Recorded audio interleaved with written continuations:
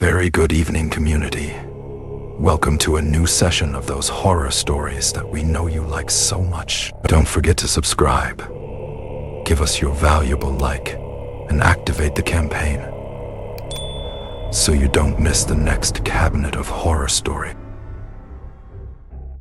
Taking a break in the armchair is truly comforting.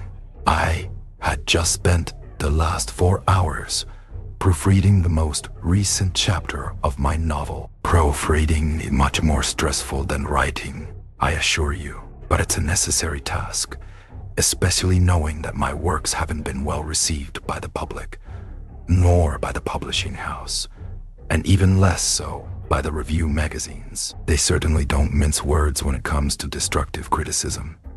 My last success was 2 years ago with Madame Morphin, a novel that I managed to adapt into a slasher film in collaboration with an independent director. It was about a psychotic nurse with certain supernatural abilities who enjoyed mutilating her patients. It was so well received that we managed to secure contracts with Moodflix, a world-renowned streaming platform. But unfortunately, after that project, only a string of failures followed. We released the sequel with an even larger budget and reach than the first installment. But on all social networks, portals, and forums, the plot was labeled as boring, flat, and too slow. The theaters were almost empty, and the few who attended left in a bad mood, saying it was a waste of time. What's more, many didn't even make it to the end. As the weeks passed, the furor over the character gradually faded. People began to forget about Madame Morphin, and last year I was forced to look for a new character with a similar profile that would maintain the essence to satisfy the public, but that at the same time would be refreshing enough to captivate the lost audience. That's how I published Blood Paths, an anthology of horror stories. In each one, the antagonist was a new killer, including clowns, psychopaths, baneful spirits, butchers. There's even one with an alien involved. The truth is, I wanted to explore all the possibilities and bring variety to the audience. I wanted each story to be different and bloodier than the last. I published the first edition with the Dark Quill, one of the largest publishers in the genre, and it had a more than satisfactory impact. In a few weeks, the characters went viral, and my name resonated within the genre again. Just as I planned, each reader had their own favorite story, but the one that caused the most stir was Bob the Butcher, the spirit of a butcher seeking revenge on his entire town after being sentenced to death for accusations of selling. Oh man, there was so much support for this character that I was motivated to write a novel just for him.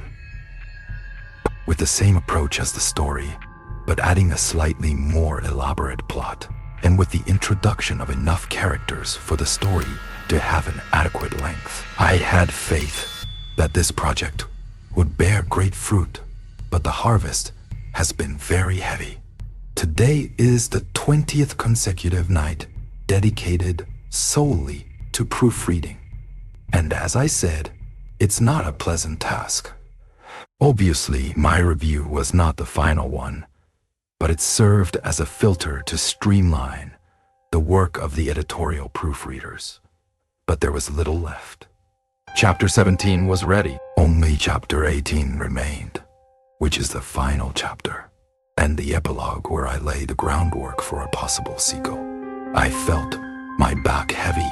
Out of pure inertia, I forced myself to lean completely against the backrest. The armrests were also very useful to relax the tension that spread through my shoulders. Typing for hours on end has its consequences. The only illumination in the room was from the computer, which remained on with the novel open on the desk. However, the brightness, adjusted to protect my eyesight, was scarce, barely illuminating a meter or two in front of me. It didn't reach the area of the armchairs where I was resting. I looked at the door leading to the hallway with longing. I wanted to go to the bedroom and sleep for a whole day, but I needed to get at least a few more pages done. Otherwise, tomorrow would be an even more exhausting night than this. I had to contain the desire.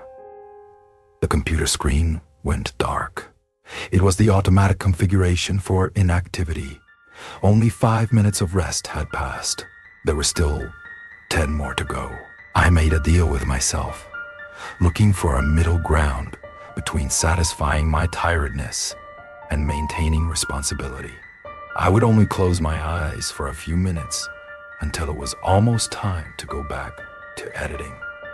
It was a necessary break. My head couldn't take any more. And without a head, there's no writing. The seconds passed, and the only thing I heard was the dry and incessant ticking of the clock. The silence of the night gave greater prominence to that sound, which at another time might have gone unnoticed. I thought about this project and could imagine the reactions of the public, astonished readers raving about how chilling and brutal my work was, critics improving the reviews, great producers contacting me for adaptations. It was simply wonderful. This time I would be very careful not to make the same mistakes as with Madame Morphin. I wouldn't focus so much on developing the plot and the characters. What the viewers want is blood and death. They don't care if the protagonist is going through job frustrations, or if he has a distant relationship with his parents. The only question they have is how each character will die, and who will be the lucky one to survive. The rest is just filler, and I learned that the hard way. Also, after reviving my career with Bob the Butcher, I could also revive the Madame Morphin saga. Yes, it was perfect. 2 sagas growing at the same time.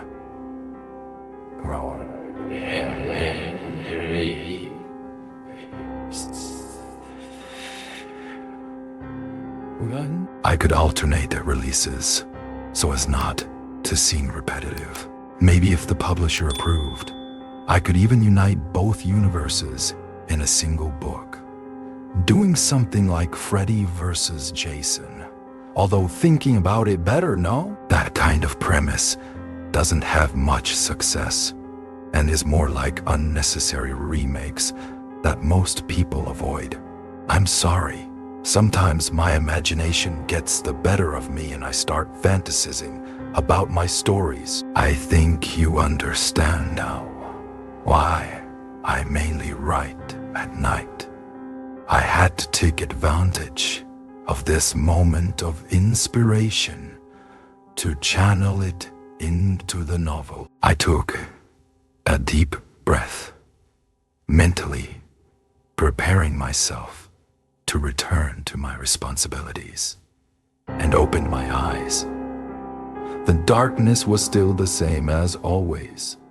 The only thing I could differentiate was the red glow of the monitor light. I pushed with my hands, trying to gain momentum from the armrest, but to my surprise, nothing happened.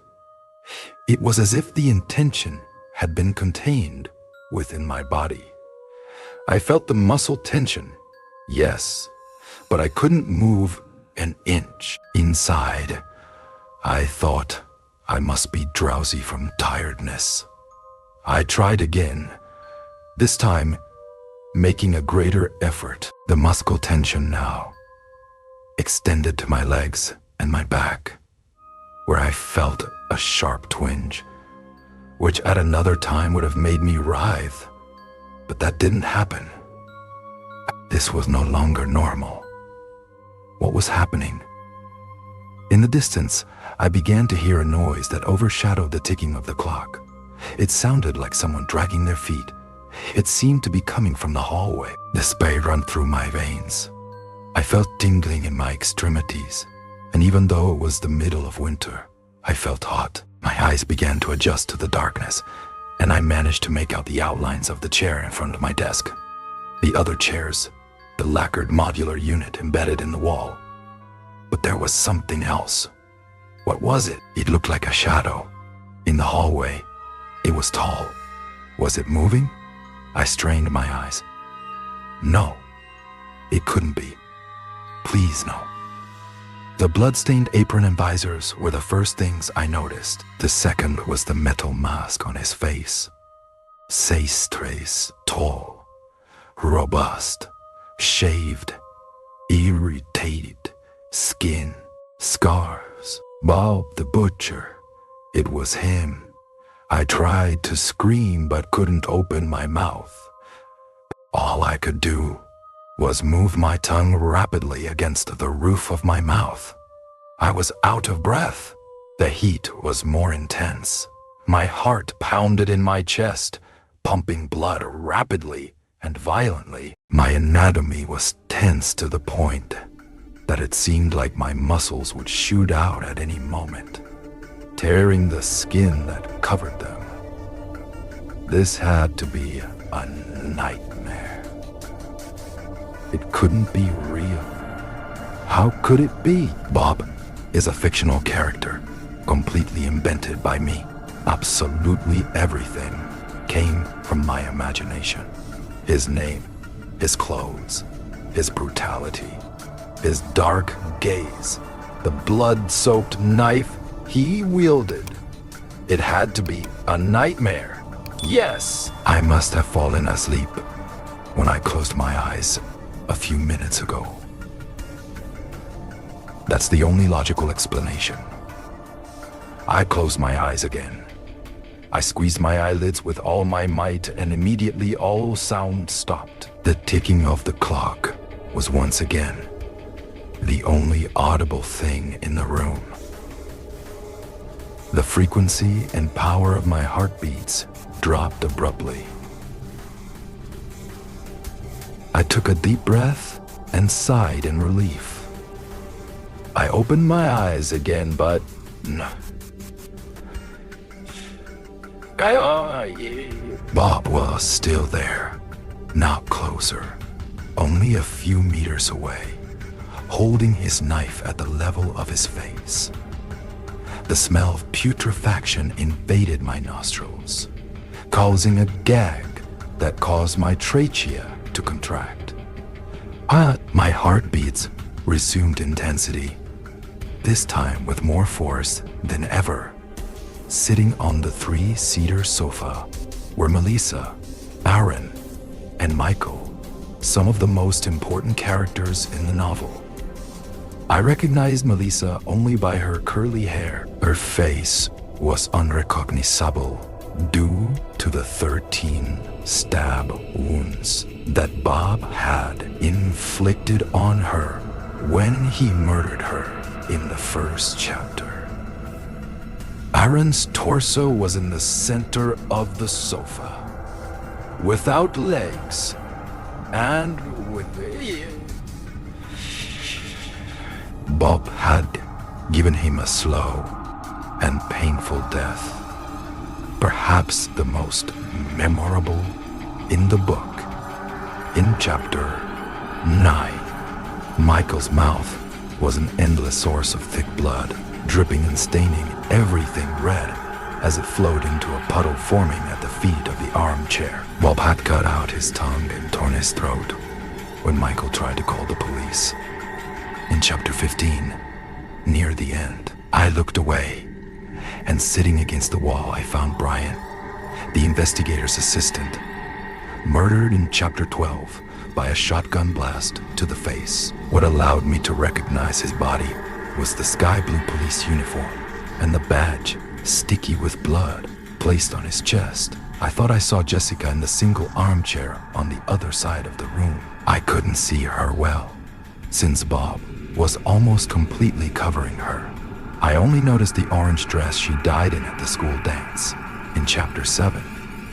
Wherever I looked, I only found death and doom. Had all this calm out of my head, I closed my eyes and opened them again. But to my misfortune, it was worse. Now, they all greeted me, waving their hands happily, with complete naturalness, like you would greet a good friend you haven't seen in years. I wanted to escape. I couldn't. I wanted to scream. I couldn't. I wanted to ask for help. I couldn't. I wanted to find something to defend myself with. I couldn't. Finally, I understood what the victims felt when they were hunted by my killers. Impotence. There was nothing I could do to reverse the situation.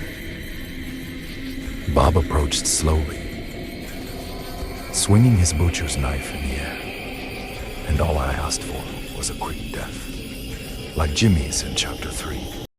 Don't forget to subscribe, give us your valuable like, and activate the campaign so you don't miss the next cabinet of horror story.